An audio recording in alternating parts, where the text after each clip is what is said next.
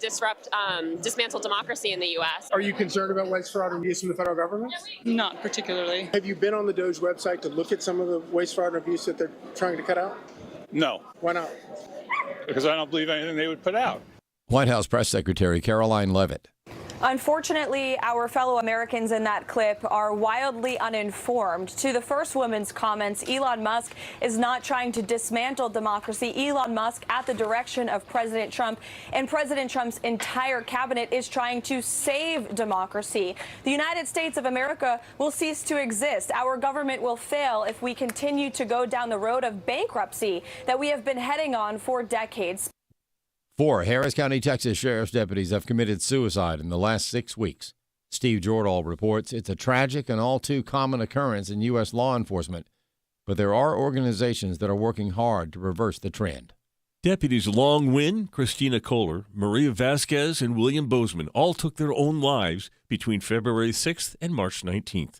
Randy Sutton of the Wounded Blue says official statistics record between 150 and 200 law enforcement personnel committing suicide every year. The law enforcement suicide rate is very, very high.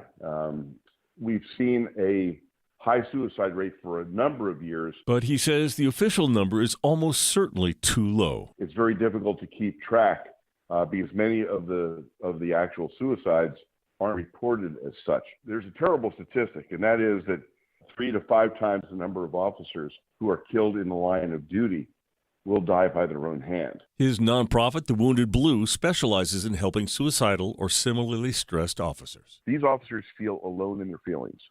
They think that they are isolated, that it's only them that are going through these issues, and it is the farthest thing away from the truth. The Wounded Blue has a 24-hour hotline to help distressed officers, and the counselors are trained how to get these men and women more extended counseling and place them in appropriate mental health programs. And that's really our mainstay, is letting these officers have someone to talk to who understands what they are going through. Find out more at thewoundedblue.org. I'm Steve Jordahl. An employer has posted 7.6 million job openings in February, a sign that the job market is slowing but remains healthy. More news online at afn.net and on the AFN mobile app. I'm Rusty Pugh. The feature-length documentary Culture Warrior, Don Wildman and the Battle for Decency, premiering November 11th, chronicles the life and ministry of Don Wildman. It takes you through the founding of the National Federation for Decency, what has become AFA. It's a call to stand firm for righteousness and shows how that resolve can make a huge difference in our world. If we lose this cultural war, we're going to have a hedonistic, humanistic society. Find out more and watch the trailer at culturewarrior.movie. Welcome to Today's Issues, offering a Christian response to the issues of the day. Here's your host, Tim Wildman, President of the American Family Association.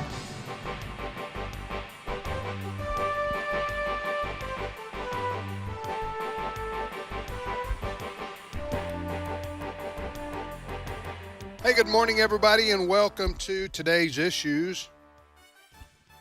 On this Tuesday, April the 1st, 2025. And I'm not kidding.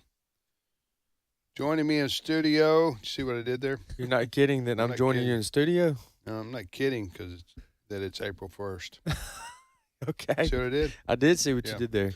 Wesley Wildman. Good morning, Wesley. Good morning. I was not creative enough to come up with any April Fool's jokes, so. Have you been? I didn't even realize it was April 1st. So have you been a victim, or you don't know yet? As of today, no. In the past, yes. Yes. But not Chris today. Woodward. Good morning, Chris. Good morning. It just occurred to me that because of the time difference, like people in Australia, it's already April the 2nd there. So, like, is it underwhelming? That's a good question. That's fair. Most of the world is on April 1st right now. That's with right. the exception of Australia. You know, Chris, 1,000 things I would have said there, and yours was not one of them. There are some random things that pop into my head from time to time, and that's one of them. It's a blessing and a curse. Hey, Ray Pritchard. Good morning.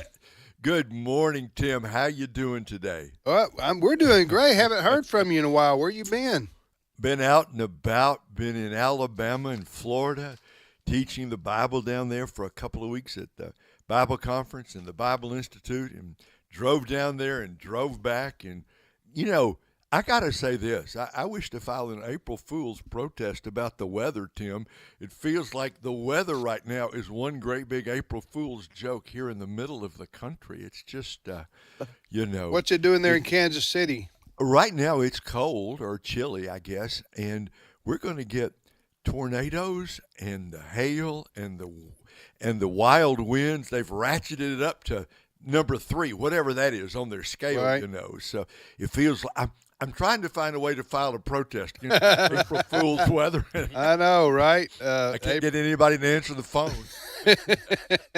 That's funny. Well, I've been victimized by people using the April Fools in the past, but rarely. Yeah, rarely. Rarely, but one I wanted to get my brother on. I guess we'll have to wait to 2026. But he was Walker Wildman. My brother was a massive part in our new building construction.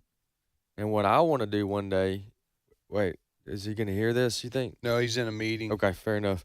I don't think he listens to our show anyway. No one tell him. No one tell him. What I want to do in April 1st, 2026, which I just failed to do this year, is put a sheet of paper on his desk that has to do with the reconstruction of the current building and how we were going to knock out some walls and move some things around.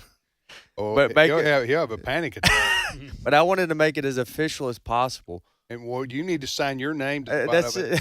Not mine, because he's going to come in there and go, "What in the world is going on here?" Yeah. But yeah, that would be a good one. That'd be a great April Fool. I've never been really good at practical jokes, but because I don't I get just far enough to where my face gives it away because I feel bad. I feel like if I carry this any further, I may get. They may hit me, or they may be. Right, then you're gonna have to tell them, wait, it's a joke. It's a joke. Joke. That's it.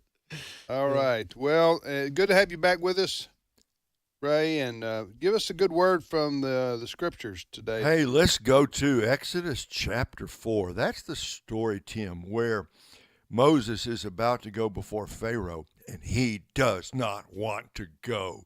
In fact, if you read in one light, Exodus 3 and 4, one of the most human parts of the Bible, because here's Moses, he's 80 years old, and God says, I want you to go and speak to Pharaoh, a cold-blooded killer, right? The most powerful, ruthless man of the world. Moses, I can't do it. I can't speak. My tongue is heavy. I stutter and all this. And God says, I made you. And he says, I killed a man. I got a bad reputation.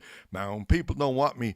I have called you. Now go and do it. And there's this back and forth between God and Moses, which when you read it, you go, I get it. You're taking your life in your hands. Pharaoh looks at you wrong, cross-eyed. You're going to be dead before you can get out of there. So he doesn't want to do it. And you get the feeling finally God's had it. I do think maybe with all of us, Tim, there comes moments when God says, okay, son, enough is enough is enough. And God said to Moses, what is in your hand? Now, we all know that story. It's a staff, right? It's a staff of authority and power.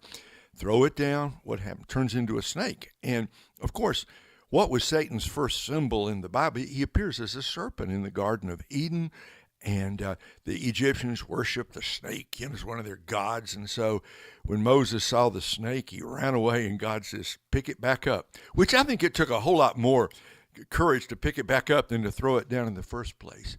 And God says, okay, now what is in your hand? I just want to make a quick point here. What God didn't say, he didn't say how much is in your hand, because that doesn't matter.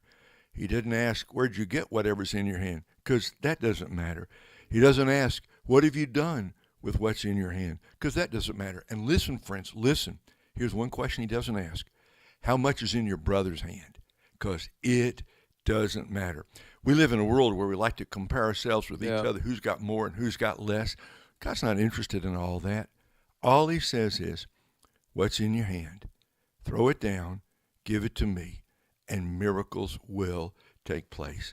If you want to see God use you, well, friends, we all got to stop making excuses. We all got to stop looking around. We got to stop playing the comparison game, because it doesn't matter what's in anybody else's hand.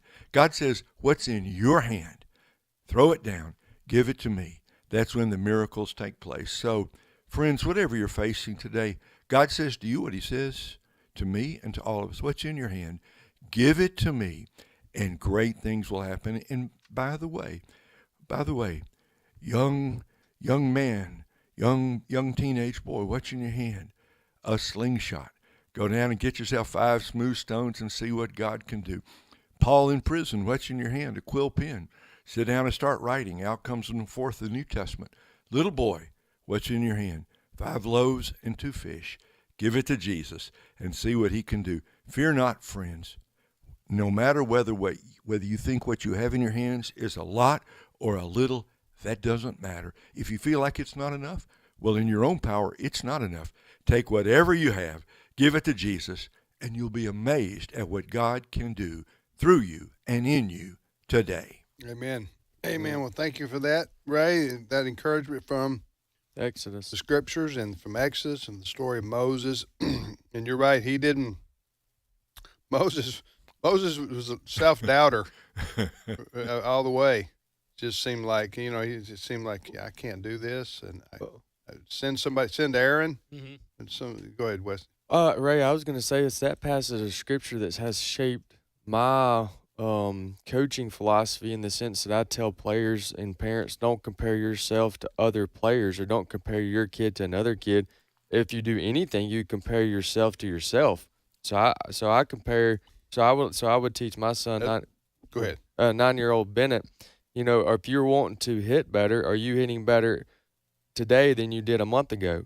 Those are, I'm just using an example of everyday life, of where you compare yourself to, are you making a Christian, are you progressing in your Christianity? Are you being sanctified day to day by, compared to yourself, not other people? Because other people are at different walks of life. They have different circumstances going on, and honestly, what you were emphasizing, they just have we got different skills and gifts and abilities that God gives to each of us. And so we would unnecessarily become either greedy or burdensome or worrisome if we're constantly comparing ourselves to other people. God's never going to say to me, what's in your brother Alan's hand, or what's in Andy's hand, or what's in Ron's hand. Those are my 3 brothers. Hey, that's between them and God. He's only going to say to me, Ray, what's in your hand? Don't worry about anybody else. Give it to me and see what I can do. That actually encourages me, because we live in a comparison-based world. We do. All right, Christopher, what is the first story? Yes, Wisconsin and Florida are 2 states to keep an eye on today because of some elections going on there in Wisconsin and the state of Florida. Let's begin in Wisconsin, where control of the Wisconsin Supreme Court is at stake in today's voting. Republicans, including President Trump and Elon Musk, have lined up behind a guy named Brad Schimmel, if I said his name correctly. Brad is a former state attorney general in the great state of Wisconsin, whereas Democrats like former President Barack Obama and billionaire megadonor George Soros have backed a lady named Susan Crawford. She is a Dane County, Wisconsin judge who is pro-abortion and opposes voting ID, among other things. These 2 candidates have spared little time attacking one another, and I've got some audio here from both candidates. Susan Crawford basically says Elon Musk is trying to buy this election. Clip 1. Really motivated and want to make sure that we protect the Wisconsin Supreme Court. They don't want to see some outsider, some billionaire come in and try to buy a seat on the Wisconsin Supreme Court, which is, what Elon Musk is trying to do. Now, in response to this today, Brad Schimmel said, well, that's rich coming from somebody that's backed by a billionaire megadonor. Clip 2. Yeah, isn't that the great irony here? George Soros has pumped millions into her race, along with Reid Hoffman and J.B. Pritzker, and 4 out of 5 of my opponent's donors, 80% of her donors, don't live in Wisconsin. Well over 80% of my donors do vote in Wisconsin because they're Wisconsin residents. This is gross. They're just doing all this to try to distract from what's happening on their side. They are now the party of the big money elite, and I am on the side of the Wisconsin voters, the Wisconsin workers that are making this state great. Now, we can get your reaction, but I do want to point people's attention to both AFN.net, where we have coverage of this, as well as our Today's Issues Facebook page, where I've posted this information. Why so much national attention to the Supreme Court of Wisconsin? Yes, there's a couple of reasons, and both of them involve Elon Musk. The left hates him right now, so much so that they want to set his cars on fire. and it's kind of a test to see how the nation will react to things that involve Donald Trump and Elon Musk. I think that's why the media has spent as much national attention on it. But isn't there a redistricting at risk here or in question, or is that somewhere else? This is the Wisconsin Supreme Court. So, I mean, kind of the fate of the state judiciary, so to speak, is one big thing. Although abortion is another big one. I know a lot of our pro-life allies have weighed in on this issue as well. From Jenna Ellis here on AFN, it said it's not just the balance of Supreme Court, the Wisconsin Supreme Court for their own issues and issues like election integrity, voter ID, and some of these things that are definitely incredibly important. I'll share that one too for you. And Wisconsin is a swing state, so it does matter the state politics there and what happens there and the rules there, because that will affect the next congressional races, but also the presidential race. Now, two other things to point out, or one other big thing to point out here. Voters go to the polls today in 2 Florida districts that have a GOP-friendly history. Floridians are voting today on the replacements for former Congressman Matt Gaetz and Mike Waltz. Matt Gaetz left Congress when President Trump nominated him to be Attorney General, and then, of course, he pulled his nomination. Mike Waltz is now the National Security Advisor. Again, these are GOP-friendly districts. I heard a Fox story yesterday that said the GOP majority is still going to be intact even if the Republicans were to lose one or both of these elections. But the media would love for a Democrat to do well in one or both of these districts because that'll be their champion for the next few weeks. Yeah. Well, every seat matters in the United States House of Representatives because Speaker Mike Johnson only has like a 5-vote margin, and that's extremely thin. So you really don't need to lose any. And as you say, these are relatively red districts in Florida today with the special election that are predicted to win. That the Republicans should win. Next story. Well, the Trump administration is still on its path to deporting illegal immigrants. And I say that, yes, and I say that based on sound from Tom Homan. It's not a joke. This will sound much like what we've heard Tom Homan say in the last few weeks. For those who don't know, who is Tom Homan, Chris? Tom Homan is the border czar. That is his official title at the ICE, but he's the border czar there. And he says, regardless of what one or more activist judges are telling us, we're not letting up. Clip 3. Despite what Judge Brosberg says, we're going to continue to arrest members of MS-13 in Trinidad and Agua and remove them under Title 8. We'll hold off on the Alien Enemies Act, but that's all being litigated, but we're going to take these people off the street every day, 24/7 across this country. We're not letting up. I played that clip. I called for it while you were saying something. No, it's okay. I just wish Tom Homan would use commas.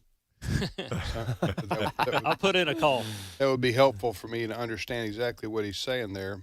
Let's play that again so I can hear it. Go ahead. Despite what Judge Brosberg says, we're going to continue to arrest members of MS-13 in Trinidad and Agua and remove them under Title 8. We'll hold off on the Alien Enemies Act, but that's all being litigated, but we're going to take these people off the street every day, 24/7 across this country. We're not letting up. Okay, if there's one person who sleeps less than Donald Trump, it's Tom Homan. Yeah. That guy is relentless, and this is his mission from God, okay, to eradicate our streets of gang members who are don't belong here in the first place. Right. Okay, Ray, he was talking there. I heard him say MS-13. Right. The other one he mentioned, I don't know all the street gangs, but anyway, that's what he's talking about. He's talking about this one judge is not going to stop us from cleaning up the streets of America. Look, I support this 150% if that's possible. What he's saying is, Tim, we're going after the bad guys. We're going after the murderers. We're going after the drug dealers, the drug traffickers. We're going after the sex traffickers. We're going after the rapists. We're going after the worst of the worst. I know people like to caricature this as if the Trump administration is trying to find the mothers with the kids and take out, take out helpless people and send them back home. That is certainly not what is happening here.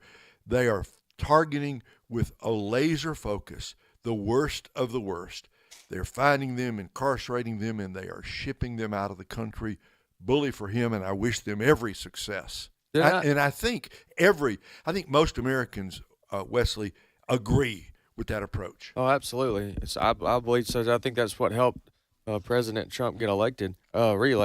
So am I understanding that he's saying that there are some things that are being litigated, and that's fine, but in the meantime, we're still going to detain them even if we don't necessarily send them back? Well, okay. Right away? Yes, there is. This is being litigated, but in is this that one judge? It's the one judge, Yeah. and then they went up to the appellate level, and I think 2 out of 3 judges ruled against President Trump and Holman on this. So this will be appealed to the United States Supreme Court. Right. That's what they're talking about here. So while that's going on, he's saying we're still going to do our job. Yeah, he made reference to, okay, if we can't use this law, we'll use another law to do the same thing. That's what he was saying. But anyway, they're doing everything they possibly can. The president and his administration, And they're doing a good job. to follow through with their promises to the American people to Deport illegal immigrants. especially the gang Starting with criminals. All right. Now, related to this is a story that Tim came across from the Daily Mail. A monster deportation center that could hold up to 10,000 migrants is being built on the U.S.-Mexico borders. Members of President Trump's administration have confirmed. Trump has selected Fort Bliss in El Paso as the first of several planned mega migrant centers to carry out what he's calling the largest deportation program of criminals in the history of the U.S. First of all, I think that's been needed for a long, long time. That is big holding areas on the border, okay? But secondly, I don't know if he's going to need them because the pictures I've seen, the stories I'm hearing is that illegal immigration into the United States has stopped. Mm-hmm. Yep. It's at a trickle. And furthermore, Ray, Allison, my wife, and I, we were talking about this yesterday. Psychologically, if you are coming here to the U.S. and you are a gang member, or you're involved in drugs or whatever selling drugs or human trafficking, whatever all the terrible things that these people do. But you think, well, if I'm captured, I may be sent to the El Salvador hellhole, Right. prison. Right. Wouldn't that serve as a deterrent? If you got a functioning brain cell, Right. and which is a good question, but if you've got a functioning brain cell, you do not, Tim. They're not playing games. Evidently, down there in El Salvador, they are working hand in hand with the White House. I mean, the leaders down there in El Salvador, and so the last place you want to end up is in a prison in El Salvador. That ought to be a wake-up call for some people, shouldn't it? Yeah, I'm thinking that will be as a deterrent because that word gets out among all the gangs that, hey, if you get caught, if they capture you, you get sent to El Salvador. You're never to be heard from again, so to speak. Mm-hmm. I mean, right. Again, that has to be in the minds of these criminals and these gang members because they're going like, do I want to risk that? Mm-hmm. You know what I'm saying? So anyway, we will see. It's not like going to a U.S. prison. Doesn't look like to me. Yeah. No. For those who don't know, we're talking about the pictures you've seen. You may wonder, where are these pictures from? These are all the men. Their heads are shaved. They're often pictured shirtless. Mm-hmm. All of them are tattooed up, and they're like, they got their hands bound. It looks terrible. Mm-hmm. It's from terrible. I mean, I don't mean that gang shouldn't be incarcerated. I'm talking about you feel like somewhere you don't want. It's not like an American prison where you're locked up in jail and you're waiting on your lawyer. Yeah. And get your iPad out. Yeah, exactly. That was turn on the TV. Right. DHS Secretary Kristi Noem, when she went down to one of those prisons down there, she did like this photo in front of the guys standing shirtless behind her, and it reminded me of a horror movie where the girl is like by herself and she's running away from like the evil whatever, and it reminded me of that. That's what it looked like because they're all standing there with all these tattoos, many of them on their faces. It looked shocking. Well, I'm just glad that AFN's keeping up with what's going on at the border and immigration because that's the number one thing that Trump campaigned on, and so far he's kept his promises in many areas. Oh yeah. But this was the number one thing. So keeping up with this because we know. But the point of that story that you led with, right there, is that they're building. The president and the federal government are going to build a huge facility or facilities to detain people instead of doing this catch and release nonsense. Right. Where you catch people who've coming here illegally and then you just send them off into the interior of the country and you say further notice. Yeah. Show back up in a year or two for your court hearing. Yes, exactly. Yeah. Right. Yeah. That like they're going to do that. Right. Yeah. Okay. Yeah. That's what what Biden was doing. Yeah. So anyway, that is a very good idea there. In addition to all the other things. Yeah, deporting and Yes. You're good now. It was on one of the big signature issues of President Trump's campaign. He is for all the world to see. He is following through on his promises. Right. That's one thing he is doing. We shall return momentarily with more of today's issues on the American Family Radio Network. And Sandy. Sandy Rios will be joining us. So we look forward to talking to Sandy. Stay with us.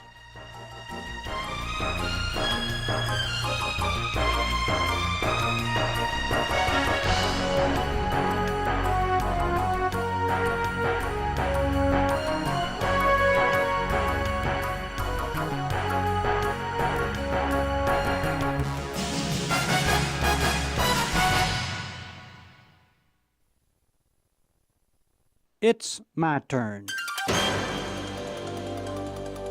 Here is your host for My Turn, Don Wildman. I went visiting one day to see a family that had attended our church. I was met at the home by a little boy who was about, I'd say 5 or 6 years of age. He told me that his parents were home and then ran inside to tell his mother that that fella from the church is here. Well, once inside, I began a conversation with the mother, and of course it centered around the church. The little boy was real excited about having company, and he kept trying to be a part of the conversation.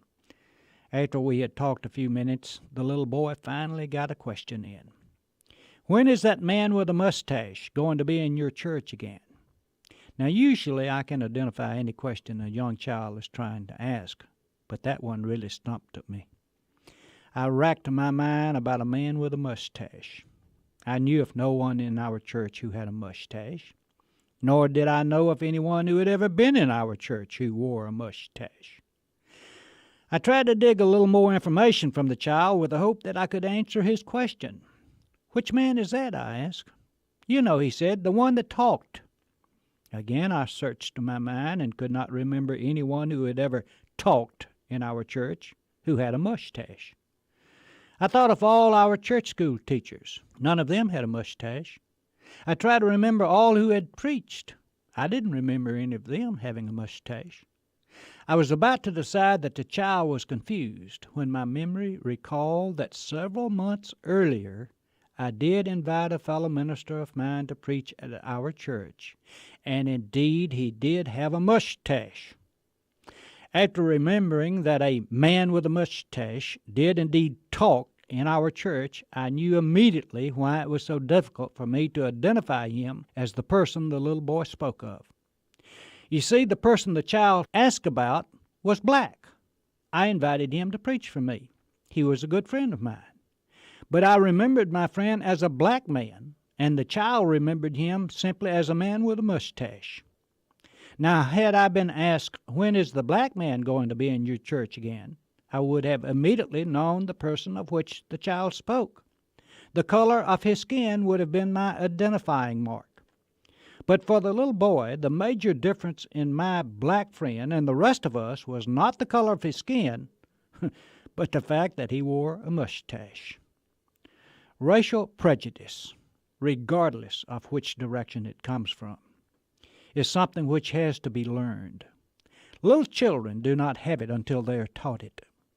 The man from Galilee once said, "The kingdom of God belongs to men who have hearts as trusting as these little children. And anyone who doesn't have their kind of faith will never get into the kingdom's gates." That little child taught me a valid lesson that day, that there are other distinguishing characteristics about a person other than the color of his skin. Maybe one day some of us adults will be able to remember a man by his mustache rather than the color of his skin. This has been My Turn with Don Wildman, a production of the American Family Association. Jesus said, "Let the little children come to me, and do not hinder them, for the kingdom of heaven belongs to such as these." Matthew 19, verse 14. American Family Radio. This is Today's Issues. Email your comments to comments@afr.net. Past broadcasts of Today's Issues are available for listening and viewing in the archive at afr.net. Now, back to more of Today's Issues.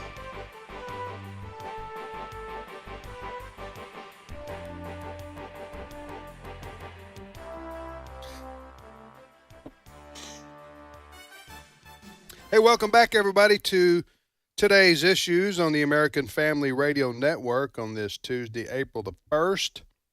I'm Tim with Wesley and Chris and Ray. We thank you for listening to AFR. Well, joining us now is Sandy Rios, our good friend and colleague from Sandy Rios 24/7. That's the podcast that many of you listen to. Sandy went from being live on the radio each morning for 10 years for us, and she went to hosting a 3 times a week podcast called Sandy Rios 24/7, which will tell you how to download that if you don't know already. Good morning, Sandy. Good morning, Tim. How are you? Hey, did you play a April 1st joke on anybody or get one played on you? Well, I told a story of one this morning. You want me to tell you quickly? Yeah, please. Okay, so when I was on the air in Chicago, Guy Benson was my producer. Guy, now people know him from Fox, but right. So he was just out of Northwestern, young guy, but he had this is Guy Benson. So I brought him into the studio, and this is what we did. He announced to my audience that I had just taken the position of spokesman, press secretary for President Barack Obama. And I said, I said, oh, I'm so humbled, and it really was a big surprise. Oh, you played along with it. And yeah. Okay. And we had 10 phone lines.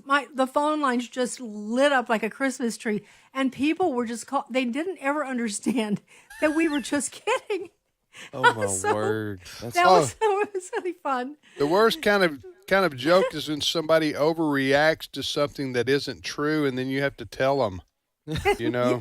Hey, I know you just slapped me across the face, yes. but I was kidding. That's why I said was things like we're so disappointed in right. Sandy. Oh, Sandy Rios. There's nobody to the right of Sandy Rios, and she's taken over for the press secretary position for Barack Obama. Very very few to the left of him. And somebody believed it. Did he do it on April 1st? Obviously. Yes. Yeah, oh, wow. And a lot of people. I don't mean just somebody. I mean a lot of people. How long ago was this? That's probably 20 years ago. But I remember. I 25 years ago? No. It was Bruce and I were married, so it'd be probably 2010 or 11. Okay. See, I thought I remember this. Oh, you do? Yeah, I remember this. You do? Yeah, I do. It was on live radio, wasn't it? Yes. But it wasn't on AFR. It wasn't? No. Okay, well, maybe I've just heard you share the story before. Maybe that's what it is. It could be. But yeah, it was in Chicago. She was on the air locally in Chicago doing a talk show. Okay. Yeah. And Guy Benson was her producer, and he's the one that, and he has a very professional sounding. Authoritative voice. Yeah, authoritative voice like this right here. He was only like 20 years old, but Right, he still but he had that had a- authoritative he voice. was- Well, we all could use a good laugh, and that was a good one. I appreciate that.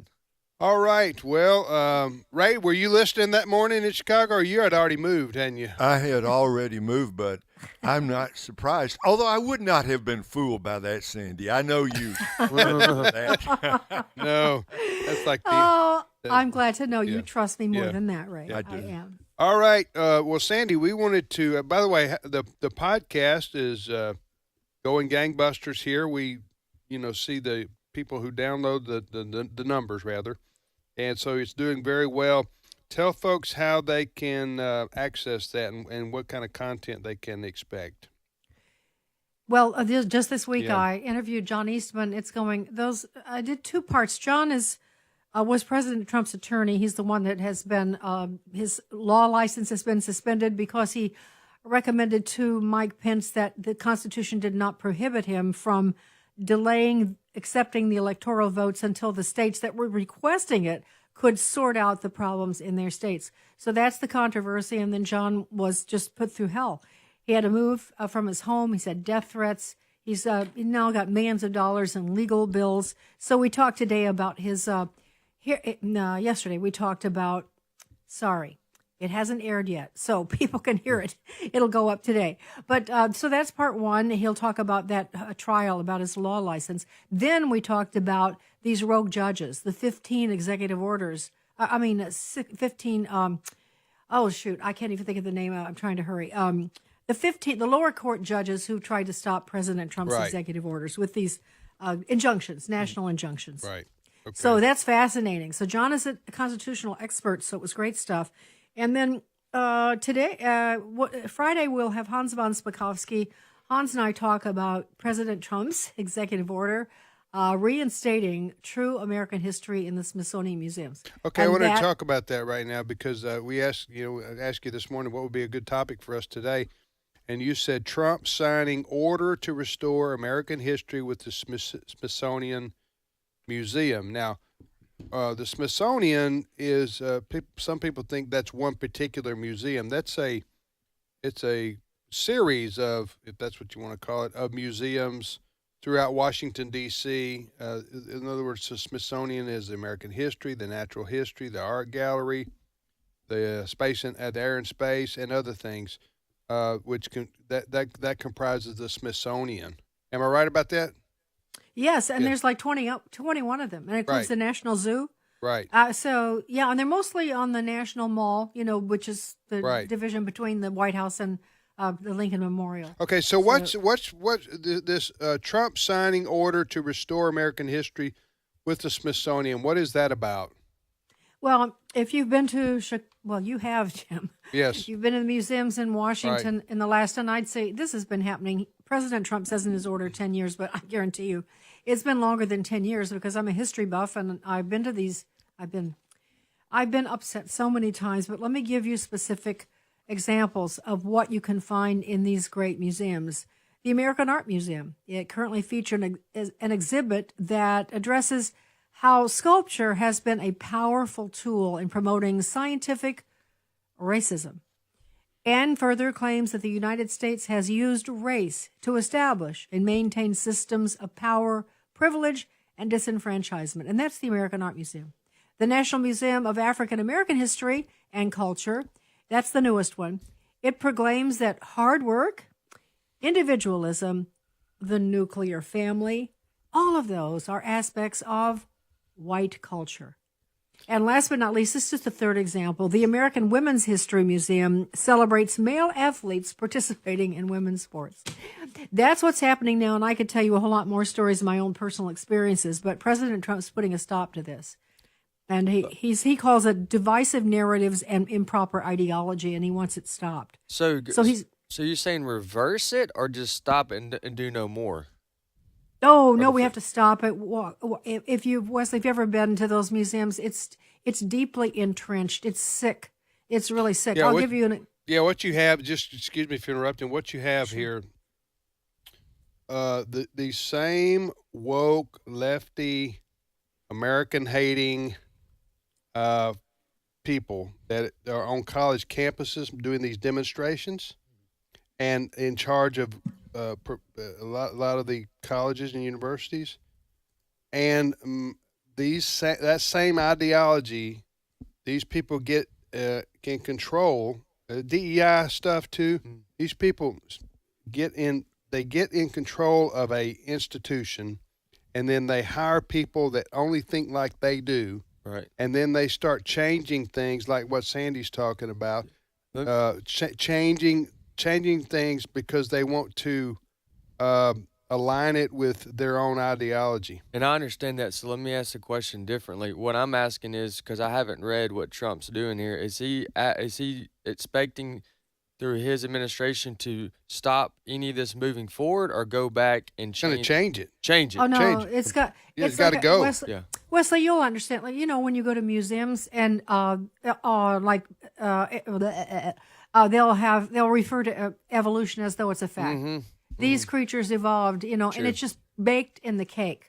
Yeah. Well, this stuff is baked in the cake, and the language has been going on so long. They've got to unbake that cake. They're the same people that didn't want Clarence Thomas in the Black History Museum. That's right. That's right. Yep. So that's the way they think. He's a conservative, therefore he's not black. They're in their mind. Sure. So therefore he's not worthy of being, even though he's the second, even though he's the second African American person to be on the United States Supreme Court. Right. But to them, he's disqualified because he's a conservative. That's the way these people think. Yeah. Now, these people, go ahead, Sandy. I was just going to give you an example, Yeah. a recent example for us. I've had a lot of things like this happen to me through the years, and I've embarrassed my son, my husband. I get so angry when I hear this misapplied history, because I love history and I know a lot about it. Not an expert, I'm a lay person. But we went to the Museum of the National Archives. We just thought let's go see the Declaration of Independence. We both seen it, but we want to go again. So we went, and it was lovely and very moving. I always enjoy it. So then in that same building, the National Archives, adjacent is the Magna Carta. So the Magna Carta is this, I won't go into it, but it's a document out of England. It's kind of the precursor to the whole notion that men could be free and rule and govern themselves. So it's a beautiful document. We go into this room, and it's like about a 6-foot case and a thing on the wall, and that's nice. I have no complaints about because it was the text of the Magna Carta. The explanation was true as far as I could tell. But you turn left, and immediately it says, but America hasn't lived up to this. And then you've got pictures of slaves all along the walls. And then the next thing you've got pictures of women who are so oppressed in this country. Then the next thing you've got is workers and how unions have come to rescue them because America is, tormenting and oppressing all of these people. So that was, the Declaration As if there's been no progress made in the history of our country on the issues of race and sex and fairness and working conditions for people, all those things. Anyway, go ahead, Ray, with your question. Okay, Sandy, this is a tremendous move by President Trump, and kudos to him for following up. But my question is this: so he issues this directive, and the museums, correct me if I'm wrong here, but museums are still day to day in the hands of left-leaning radical curators who produced this nonsense in the first place. What's to keep them from simply ignoring what the president said? How do you get this thing followed up on when you've got the wrong people running the Smithsonian in the first place? Well, I think he's trying to handle that too. And he pretty much does think of everything. He's got J.D. Vance in charge of this, and he's got that's the other part is Doug Burgum, a Secretary of the Interior, has been instructed to reinstate all the monuments that have been knocked down and removed. Anything that has whatever is real history needs to go back. And so, and he's got it's a massive in scope order. It's not just now tomorrow you have to do this. He's thought through this. And they're trying to he's asking Congress to appoint people to the board there. J.D. Vance is on the board by virtue of being vice president. To appoint people to change the board, change them out. So he's doing like a surgical Yeah, it's going to take change. It's going to take a little bit of time, but I think Yeah. that with the team in place that you just mentioned, because Burgum will have to hire his guys and ladies, and they'll have to hire their people, and so it'll take a little bit of a time. Well, what a great idea. Oh yeah. Yeah, It's awesome. and you know what? I'll tell you what else he's doing. This, I don't know if you've heard this. I'm really excited about this. I don't know what you guys are doing in July of 2026, but I'm going to St. Louis because President Trump is organizing this huge celebration of our 250th birthday as a country. Okay. And it's going to be, I think of these are my words, not his, but I think of it as like a World's Fair. There's going to be exhibits of real history. I don't know how it's going to happen. Maybe, I don't know.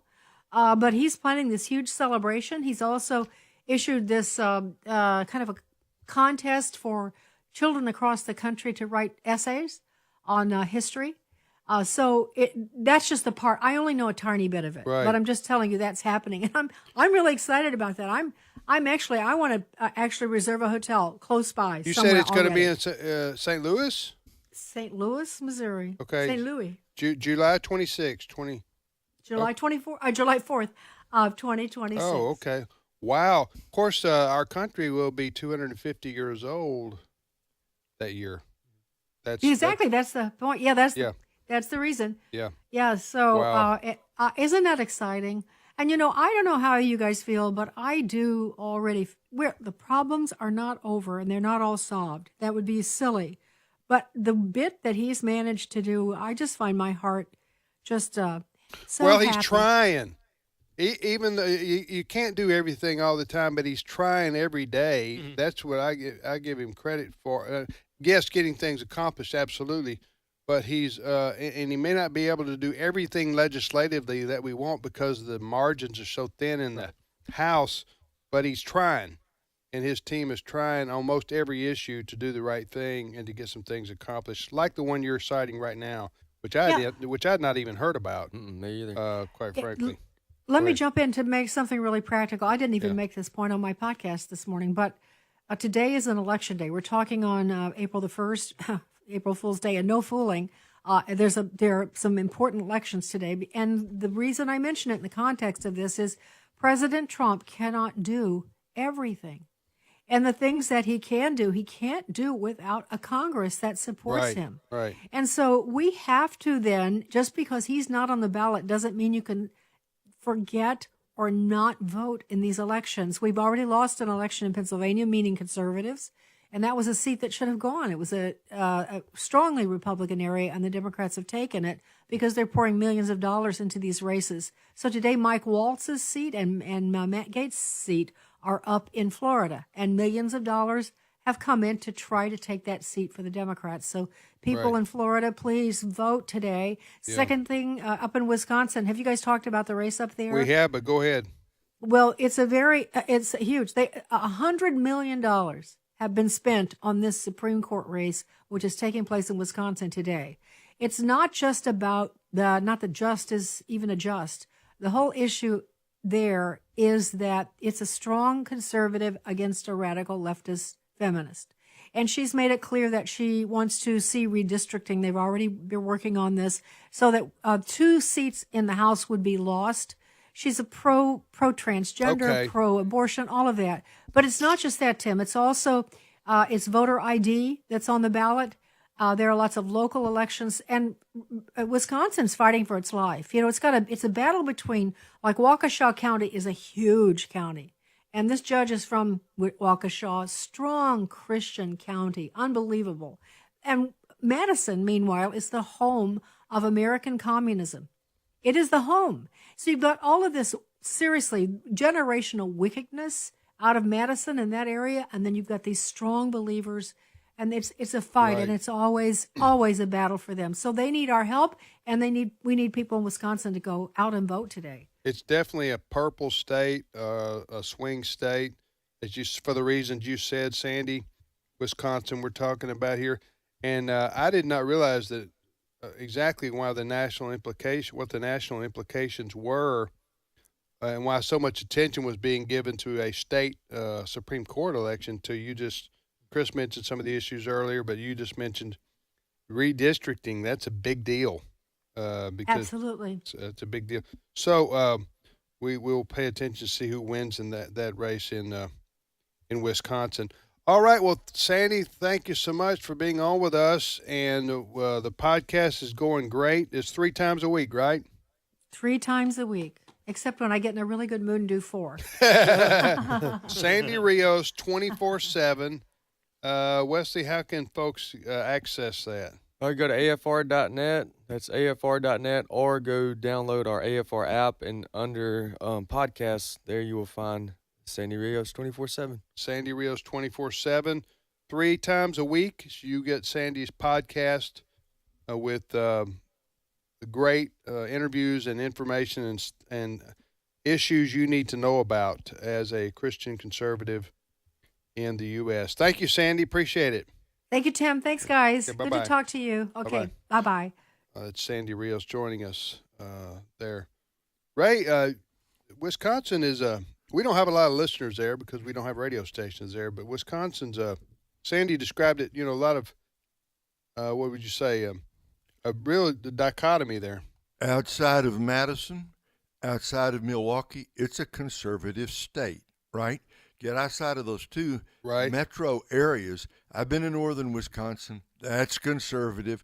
I've been out there to the west around Eau Claire. That's basically very conservative. Now, Madison, Sandy called it, what did she say? She said it was like the home of communism or something like that. Right. She's talking about the university. Yeah. Which is it's not just left. I mean, it's University of over there. Wisconsin, Madison. Yeah. Mm-hmm. It's way over there.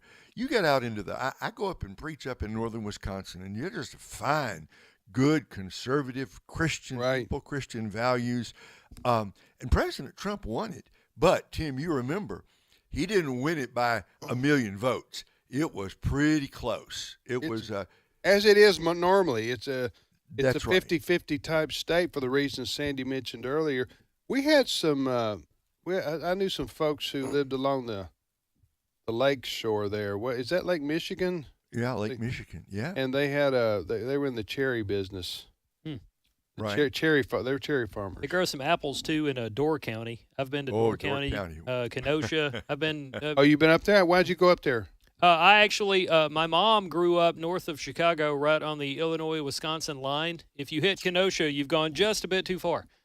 Where my mom grew up. Okay. I've been up to a lot but of the places. climate is there is perfect for apples and cherries and those kinds of And things. for Mississippians, they go there during the summer and seek refuge from. Look what you said about Door County. Let me second that. If we're giving vacation advice to our listeners, go to Door County in the summer. You will. That's the Green Bay is at the bottom, and Door County kind of juts out into Lake Michigan. One of the most gloriously beautiful places I've ever been. Okay. Like DOOR. Do a live show. And do a live show, Tim, and sample. All right, how far is that from Wrigley Field? Ooh. Good question. Like 50 miles or so? No, more than that. But it's not a. Yeah, probably take a train though. But I want to go. I want to go to Wrigley Field. There you go. Catch the Cubs. And I got to go. That's one on that's my sports bucket list. My first Major League Baseball game was at Wrigley. I saw them defeat the Braves. I'm not bitter. But I hit the jackpot of like first MLB trips. I went to Wrigley. Okay. 1998. It was actually during the home run race between McGuire and Sosa. Is that right? Mm-hmm. Okay. I saw Sosa hit one out of the park. Sosa played for the Chicago Cubs. That feels like 50 years ago at this point. Well, I have been. I went last summer. Went to a game at Fenway Park in Boston, and that and Wrigley are the two I don't know what history. The iconic. That's the word. Historical theaters of baseball, if you want to call it that. So they're featured in a lot of movies. In addition to all of their the Wrigley Field with the ivy on the walls and all that. Go there and ride the L. You can get on the elevated train. Ride the elevated train. Get right off right next to Wrigley Field. Okay, that's I'm writing this down here. Ride real the Chicago right there. And ride the elevator train. And when you go to Wisconsin, we talked about this a long time ago, but it's an actual. I'm writing all this down. It's not an April Fool's joke. When you visit the great state of Wisconsin, take in a fish boil. Oh, absolutely. It is a unique experience. Okay. Oh, absolutely. They boil I've been to fish fish boil. How do you spell the county? Door, D-O-O-R, door, like door. Open the door. Go to county. Door County and go to a fish boil. Fish boil. A Yes, fish they boil. boil fish there. And they have a very famous Swedish restaurant. I don't know. I'm there. thinking, when I think of fish, though, in the South, I think of fried. I don't think of boiled. Well, they change it up there. Yeah. Wesley, you got to go north and check it. And let me tell you, because like you, I prefer my fish fried. Okay. I want a coating on it or something. That's great. But you go up there, that fish boil. They put all the, that you got your onions. I'm guessing it you has got your flavors. potatoes, Okay. all the stuff. Yeah. And it's surprisingly good. Now, you said something about a Swedish restaurant. Swedish restaurant in Door County that during the summer at least has the live goats. It's got a grass roof, and they're on the roof eating the grass on top of the restaurant. Now, it's not like audio animatronics, real goats up there on top of the Swedish restaurant. Ray, do you have some bad dreams or something? I've been there. Anything really happened? You Goats on top of the building? That's right. We're not talking pictures or statues. They got goats up there. Okay. And also, and it's excellent food, by the way. As you make your way through Illinois on your way to Wisconsin, you will pass by places where we have stations, including Cairo, Illinois. Cairo. And Salem, Illinois, too. You'll pass by those towns. We have like 6 or 8 stations throughout Illinois, but this Swedish restaurant, you don't know the name of it, do you? I bet some of our listeners do. We'll figure it out. I'll find out.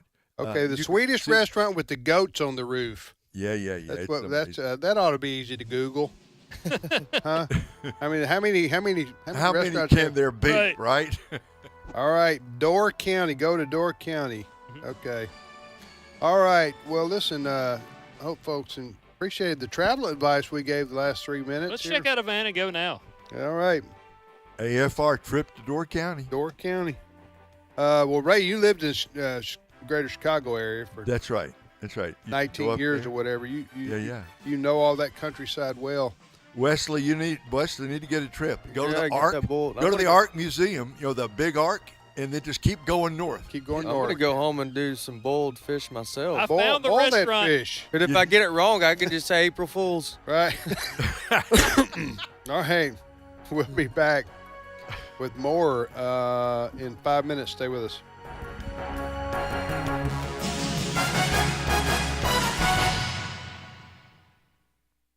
The views and opinions expressed in this broadcast may not necessarily reflect those of the American Family Association or American Family Radio. Faith, family, freedom. American Family Radio. The enemy has pulled out all the stops to try to destroy the family for a very long time. That's why the American Family Association stands boldly in the gap to protect and strengthen this God-breathed institution. Visit AFA.net today and discover the resources available for you and your family. And if you would, please take a minute to show your support. That's AFA.net. This is American Family Radio, a listener-supported ministry of the American Family Association.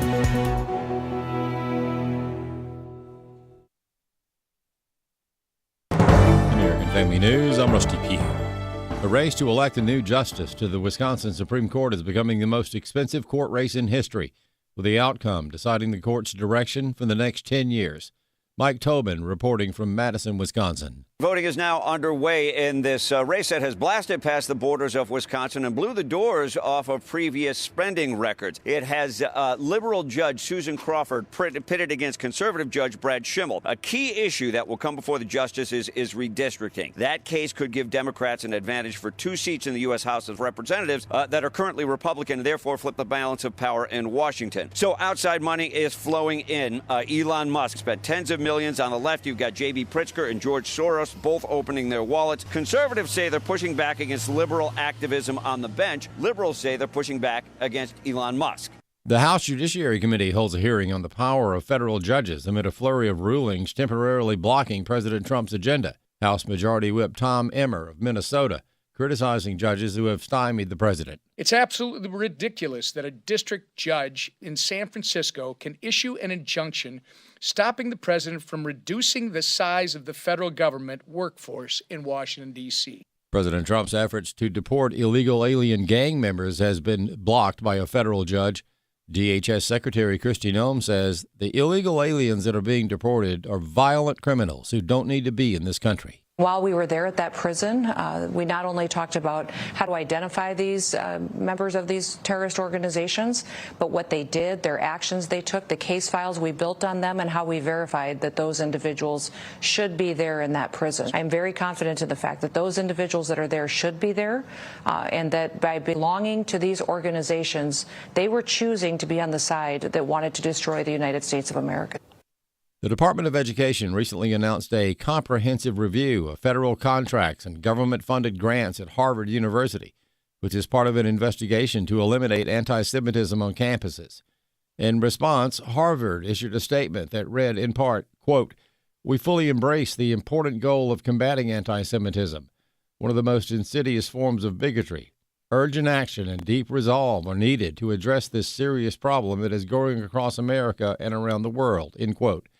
Missouri Senator Josh Hawley says it's a little late. Yeah, a year late, a dollar short, use whatever metaphor you want. I love, by the way, all of the lefty political correct speak. We will engage, we will consider, we will review. How about you take action? How about this? You stop kids on your campus from being terrorized by anti-American protesters. How about you protect Jewish Americans on your campus? How about you kick off of your campus the people who are there who are trying to burn down buildings, occupy buildings, assault students? This isn't hard. Harvard has coddled these people, and now they have their hand out. American Family Association is warning that a bill in the state of Illinois threatens student success and well-being. Chris Woodward has more. The legislation in question is known as the Homeschool Act, or HB 2827. Supporters say they want to establish a structured framework for homeschooling, but critics see it differently. For example, HB 2827 would require homeschoolers to check in annually with the government and file a homeschool declaration form. Failure to do so could result in charges, fines, and jail time. Jenna Ellis, radio host and AFA senior policy advisor, calls this a solution in search of a problem. The data shows that homeschool parents, when instructing according to their sincerely held religious beliefs, they want to disciple their children, and in fact, they can tailor the education to best fit each student's and each child's needs, give them one-on-one instruction, and the test scores are generally far better than government-run instruction. We've seen the abysmal results of state-funded education and schools, which is why Trump is trying to eliminate the Department of Education, which really isn't serving students or families. And so in Illinois, this is just the latest attempt for the state to attempt to regulate parents. I'm Chris Woodward. More news online at afn.net and on the AFN mobile app. I'm Rusty P. President Trump's most important job is going to be the trickiest. It's the area where the president can make the biggest progress, but it's also where he can be misled into catastrophic errors. I'm referring to his nomination of literally hundreds of federal judges, including nominations to the U.S. Supreme Court. The good news is that you can help AFA Action's constitutional experts research nominees and give advice to the president. But to do this analysis, AFA Action needs your help. So please visit afaaction.net to donate today. Today's Issues continues on AFR with your host, Tim Wildman, president of the American Family Association.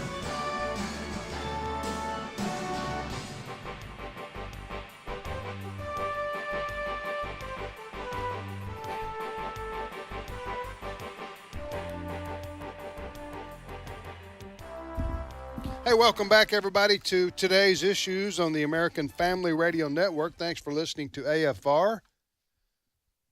On this Tuesday, April the 1st, 2025, raise your hand if you've already been pranked this morning. You've already been fooled. April Fool's Day. Good morning, not raising my head, just stretching. Not yet? Okay. Not raising my hand, just stretching. Ray Pritchard's with us in Kansas City. Hey, hey. And Wesley and yours truly, we're here in Tupelo, MS, along with Steve Paisley Jordahl. Good morning, Brother Steve. Good morning, everybody. So did you get I've not been pranked, and I'm very uncomfortable with kind of fooling people, like practical joke. Yeah, like making somebody else uncomfortable. Oh, I'm the same way. I can't. I break halfway through the joke. And there's two things that and movies where the solution to the the romance is falling apart would be somebody just tell the truth once, it's over, it's gone, but they keep on getting deeper and deeper and deeper. And I'm thinking, why didn't you? Yeah, no, I'm done with that. Well, also too, working in the news department there, Steve, you're gonna have a hard time pulling that off without not getting in trouble. But if you told a practical joke and used it in the news report, well, right, like Sandy was talking about doing, right? Yeah, exactly. Yeah. Yeah. No. Here's the thing. Yeah, it wouldn't be good for Steve's reputation to say, "Hey, I called up Senator Ted Cruz and boy, did I pull a fast one on him today." I would have had to write a story yesterday for today. That's right. Yeah, because tomorrow, if I pull something like that off, it's not April Fool's Day, and then is it real? I don't know. Yeah. All right. Well, what's happening in the world, Steve? You want to tell us about? Well, I have an interesting dichotomy here. The Democrat Party is in complete chaos, and there's two sides. Bless their hearts. There's the side of people that are kind of realistic, and they maybe believe in all the Democrat things, economy. Sure, they probably believe in abortion and gay marriage and everything, but they at least will talk with the other side, right? There's reasonable Democrats, and then there's the completely unhinged left. I'm going to play you two things. The first thing I'm going to play you is a TikTok lady who is talking about her work. Now, we don't know her name, and we wouldn't air it because of what she's going to say anyway. But this is a lady who's talking about her work, and she is part of the far, far unhinged left. Cut 14. Found out today that somebody that I work with is a conservative, and he's somebody who's really intelligent, and he's somebody who works in climate tech as a super smart guy, somebody I would never have thought was conservative, and apparently he is. And it's surprising, and it's disgusting. But what's most surprising to me is the level of sudden hatred that I have for him. Sudden hatred for this man who I used to respect suddenly just went boop, and I hate him now. I mean, wow. Now, for those who don't understand TikTok, it's like Instagram in the sense that people are recording themselves dancing or commenting or whatever they're doing, and it's supposed to be whatever it is, 30 seconds. Or it's supposed to be brief, real brief. Yeah. And so this is one of this is a person. It's a person on TikTok. First of all, are there a lot of people who understand Instagram but don't understand TikTok? I'm just curious because I don't know. Well, we have a demographic here that don't do anything. Well, no, it is short videos.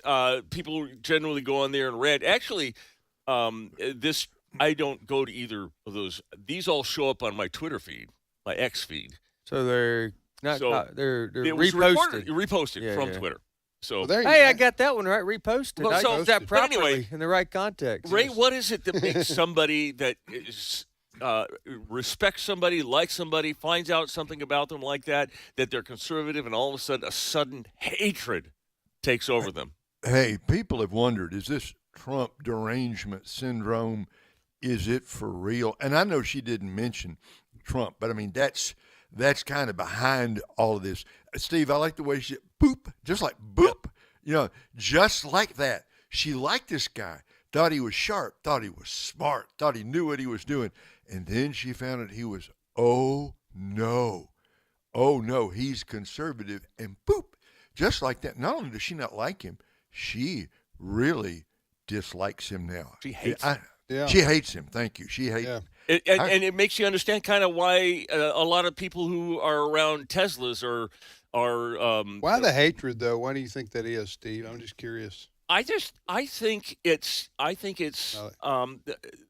they've been told. I mean, they built up this this thing in their mind about what they perceive conservatives as being and Trump as being, and Nazi would be a good one of the things that they might think. And they hate Nazis, even though they really have no context for it. These are people who just live off emotion, and so whatever emotion takes them to fit in, they're angry. I don't know. Steve, what do you think, Wesley? Well, I do credit the media for being responsible for a lot of this type of rhetoric or even behavior or attitudes because of how they have painted Christians, conservatives, those that support President Trump, the MAGA movement. Their purposeful mischaracterization of us, all the people you mentioned, all the people I mentioned, and we could spend the rest of the program and tomorrow's program giving examples. I mean, you think about this is not recent, but think about the person that went in FRC that about 10 years ago that fired off shots, and he had a Chick-fil-A. Fired off Family Research Council. Yeah, Family Research Council. A gentleman went in there for the purpose of killing others on behalf of his agenda because he thought FRC was such a hate group, and he brought a Chick-fil-A sandwich. Chick-fil-A sandwiches in there that he was going to put on the dead bodies. Because he was mocking Chick-fil-A too. And he was using using a Christian-owned company. But he was using the Southern Poverty Law Center's hate list. Right. And so and they would have FRC on Family Research Council on a hate list. That's one of 100 examples in which the far left has characterized us without using examples as subhuman, really. As subhuman. So therefore, if you had now, I don't think I would not have blamed the left as specifically as I just did if it had have only been for 1 year that they characterize us that way. But you get 2 generations in, and they've grown up in an environment where and college campuses, and a lot of these kids they come from broken families. They don't have a solid background to have any type of understanding. So you add all these things up, and then you get generations in. That's how you get comments like that. And hopefully we have time, and now may be a good time. I'll let y'all decide to set up the clip of the Tesla situation. I can't. Let me before I do that, let me do this, because the other side of that coin, and the Tesla guy is on the deranged side. He got caught, but this is Bill Maher has been one of the fiercest critics of President Trump. Hardly has anything positive to say about him, but he takes reasonable stances at some point, right? Well, Kid Rock set up a meeting between Donald Trump and Bill Maher, and they had dinner last night. And I want you to hear Kid Rock's version of what happened at that dinner. You want to think it made it come to fisticuffs. It did not. Cut 15. I went on Bill's show, I went on his podcast, and I said, man, nothing happens if people don't break bread together and meet face to face. He's been one of the president's hardest critics, and we came to dinner, me, Bill, Dana White, and it could not have been better. Everyone was so surprised, so pleasant, and we talked about things we had in common, ending wokeness, securing the border. The president was asking him what he thought about policy, going on with Iran and Israel and things. It just meant it blew my mind. It was right. I was very, very proud. Bob, do you think he walked away liking him? Because Trump is the type of person that you got to meet him to understand it. 100%. Me and Dana both said there's never been that's ever met the president in any scenario that's walked away without saying wow. What a great guy. He's so funny, so engaging. He's so smart. That is Kid Rock, That's Kid Rock. Singer, talking about a meeting he set up with commentator Bill Maher, or dinner, who's a lefty. Yeah. Although he would call himself a liberal, a traditional liberal. Well, he's Democrat. Yeah, I wouldn't call him a lefty. He's not as far left as a lot of these unhinged people are. Oh, that's the point. Yeah, he's more traditionally liberal. Yeah. But anyway, he had dinner with President Trump and with Dana White was the MMA guy, right? Right. So that's interesting. Yeah. That he would say that. And they got along well. In fact, one of the things I had to cut out for time there, Kid Rock was talking to Bill Maher. And Bill Maher has given money, lots of money to Democrat presidential candidates, presidents like Barack Obama and Hillary Clinton and Joe Biden and all these guys. He's given a lot of money. This was the first time he was ever in the White House. Had Bill Maher ever met President Trump? No. Interesting, because they're both New Yorkers. Yeah. Well, yeah. No, he. I don't know. And now that you mentioned that, they don't. I don't think they have. But Donald Trump was the first person to invite Bill Maher into the White House, despite the money he'd given to Democrat presidents for so long. Wow. Cool. All right, next story. All right, well, let's get to this Tesla owner. We've seen the deranged left doing attacks on Teslas because why? Because Elon Musk, for some reason. And but what they don't understand is every Tesla has a bunch of cameras monitoring it. They're built into every car. So when someone comes up with a key, like the gentleman we're going to hear from, his picture is there.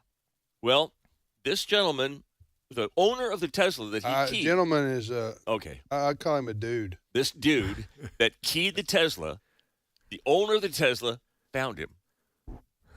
And he's reported him to the police. The police haven't come yet. And this is the discussion that they had. I don't want you to listen to this guy. First of all, pretend he didn't do it. And then listen to the change that comes over. Did you write a swastika? It didn't even work. Apparently it doesn't work. Did you write a swastika on the... It's a key, sir. We see it on the video. It's not a key. Is it a swastika? I was probably putting my keys in my pocket. Is it a swastika? Have you looked at your car? Is there a key mark? Yes. Is it a swastika? That's impossible. It's at the police right now. It's being fingerprinted. What do you mean it's being fingerprinted? Because they're trying to track you down. Thankfully, Facebook tracked you down. So your business, your livelihood, everything now. Listen, because you chose to write. So to tell Facebook that you're sorry for writing a swastika on a Tesla. Listen, I said I'm sorry. For what? And I For what? apologize. For what? I have nothing against For your what? car, and I have nothing against you. So why would you write a swastika on a Tesla? Obviously, I have something against Elon Musk, but that's not the So way Elon to Musk show my... owns that car because No, it was he bought owns and the paid company. for. It was bought and paid for a long time That's ago. why it's misguided, and obviously, I did not intend to do this. All right, sir. we're gonna wait for the. Yeah, we're going to wait for the police. He didn't intend to do it. He was walking by and a key jumped out of his pocket and happened to scratch a swastika into the car. I'm just telling y'all that. Ray, Ray, go ahead. Oh, and then that's Wesley. so pathetic. I didn't intend to do it.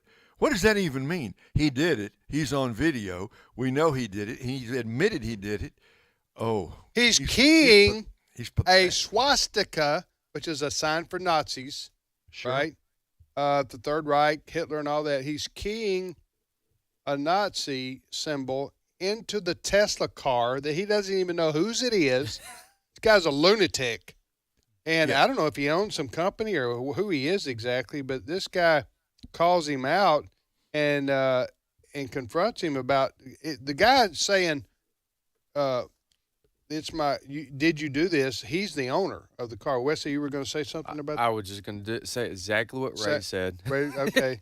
By the way, In the same passion this is Ray going said it. on. This is going on and across the country. I've seen, maybe not in huge numbers, but I've seen at least 8 or 10 of these people, like in shopping centers or just out in public, going after to vandalize Tesla automobiles, and they don't even know who the owner is. They're just so hair on fire crazy that they just say, "Oh, there's a Tesla. I can't help myself.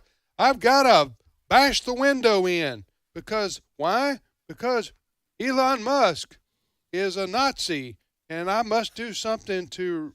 This is how these people think. A couple of things that jumped out at me. I loved when the shoe dropped. You could hear it. What fingerprints? What? Yes, right. Like the police are on this, and he's going like, "Wait, what? Wait, what? And how do you even look? Of course, he's lying all along. Yeah, sure. But then he says, because he first lies saying he doesn't know anything about it, and then he says, "Well, he didn't intend to." Yes. Okay. How do you, like Ray said, you take a key and you rake a car. And you say, how is it not intentional? Right. Even his apology is a lie. Weasley. But- The go other ahead. thing that jumps out at me is that Pam Bondi, the Attorney General, has said that she's going to treat these as domestic terrorists. There are going to be consequences, and up till now, these deranged people on the left have faced no consequences. Antifa, you saw them burning down half of Seattle. They were out the next day, and they were not only lack of no consequences, they were also encouraged to do so. Right. Yeah. If people on the right were committing acts of violence and vandalism like this against a company or a person, this would be all day, every day on the news. Could you imagine a Republican going in Target? Right. Back when they first announced that they were going to allow men and women, and they took a can of black spray paint and wrote a Bible verse on there. Right. It would be, oh my God. I know. Well, here's the thing. You get a couple of these guys sentenced to 20 years for domestic terrorism. I have a feeling you're going to see a lot less of this. That's Did you see the Ray? Did you see the video of the big fella on the 4-wheeler ramming himself? He was like a kamikaze. Ramming himself into the Tesla. Did you see this? No, I did not. I'm sending it to you, Ray. Okay. What's it called? What's the video I heard called? about it, but I didn't I'll find see it. it. You've got to see it. Yeah. It's a classic. This Maybe guy. Brent will post it on our. This our guy. Facebook page as well. This guy has a 4-wheeler, and he's a big boy. Okay, he's probably 400 pounds. Every bit of it. And he takes the 4-wheeler, and he sees this Tesla, and he rams himself. I got to give it to him. He gives up his body to make a political statement. But he rams himself into the. Are you watching it? Watching it now. Okay. Yeah. How did you get it? The video of it. I just YouTube 4-wheeler man rams Tesla. Can you look that up? He looks like Fat Albert. You remember him? Oh yeah. From the 70s, the cartoon figure. That's who he looks like. But he's now you got to say he's committed to the cause. That's right. Yeah. Whatever you might say about him, he is committed. Here he gets comes. a run and go. He gets a run and go. He sees the test. That is what it is. Across the parking lot, he gets to go. Have you been able to look it up, Ray? He's a stout brother right there. Yeah, I mean, but see, the lady who owns the Tesla is inside the restaurant, and she comes out. She's the African American lady, and she goes, "I worked hard for this car." He does it multiple really times. Hurts over and over again. Yeah, he's I think it's a he. Don't you think so? Anyway, he's committed. Hard to tell, man. He's the guy. He's the guy that. What did you? For those who listening, who did you? How do you type in to see this? What did you type in, Wesley? Man slams 4-wheeler into multiple Teslas. Okay. Go to our Facebook page. Okay. That would be the best thing. Our All Facebook right, page. let's move on, Steve. Next All right. story. I don't know. I want to kind of hang out here for a little bit. I think we've milked this for all it's worth. We're back, but we're just It now is starting to have worth fun watching. with it, though. We're it's just a now good starting video. to have It's fun worth with it. watching. All Go right, ahead. from the absurd left to something that I am just excited about and very, very impressed by. Has anybody out there, raise your hand out in listening land if you've heard of the business called Every Life? Yeah, I see that hand. I see that. Every hand. Life. Every Life. Never heard of. It is a company that it's a for-profit company. Okay. And they sell baby mommy clothes, like diapers and Not baby mama clothes. babies, Baby mommy. babies. I just want to make clear what we're talking Right, about. thank you. Clothes for the newborn and that the mom can buy, like packages of. Okay. Anyways, for profit and it's newborn kind of stuff. Well, this company is run by a Christian, and they've got an idea, and I want you to hear the idea. You're going to hear it in this clip. Go ahead, Brent. I'm sorry, I don't have my. To the one who knows, children are a gift, one of life's greatest joys, who welcomes the messy days, the belly laughs, and the sleepy yawns of a new day, who treasures tiny fingers, first steps, and the wonder in a child's eyes. Maybe you already have little ones, or maybe your arms are still waiting. God is at work in the waiting. In 2025, we're praying for more babies. And we would love to pray for you. All right, it's Every Life. I'm sorry, not Every Day. Every Life is the name of the company. And what they said there is they're praying for more babies. I'm going to be talking with the CEO of this company here later on this afternoon. And her thing is that big families are good. There's so many reasons why a big family is good. The replacement rate, God blesses big families, the quiver, the whole bit. Well, you're sanctified by kids as well. Right. Right. And tested. But she said they're praying. So if you are having a baby, if you want a baby or are having trouble conceiving, if you're a married couple, you can put your name in to this company, and they will put it on a list, and they will pray for you. Amen. We need more of that. Yeah. More companies like that. That's awesome. Absolutely. Right, Ray? That's a gorgeous ad. Gorgeous. Just beautiful. It speaks to what we have always believed. What are we? We're the American Family Association. Yeah. And God bless this. Okay, say their name again. Every Life? Every Life. Everylife.com is their website. I'm looking at it now. I brought this up to Kendra. I don't remember which last name we're supposed to use for her, but Knox. Kendra Knox, and she gushed. She knew of them, of course. She'd had this lady on her show, and she gushed about them too. She could not say enough good things about this company. That's awesome. Yeah. So we have our own weekend program hosted and produced by AFR called Hannah's Heart. Yeah. You go to afr.net, and look up Hannah's Heart. They cover a lot of the infertility issues, IVF issues. They cover adoption issues, foster care issues. They cover all these types of issues. And there are Kendra Knox and Ann covers it as well. And you can go to let me pull that up. Let me get the name. It's called Hannah's Heart. Yeah. All right, we're out of time. We thank you for yours. We appreciate you listening to American Family Radio and this show, Today's Issues. Thanks to Ray and Steve and Wesley and Chris and Brent Creeley, our producer, and Sandy Rios, who was on with us a little while ago. We hope you have a wonderful tornado-free afternoon. And we'll see you back here tomorrow for another edition of Today's Issues.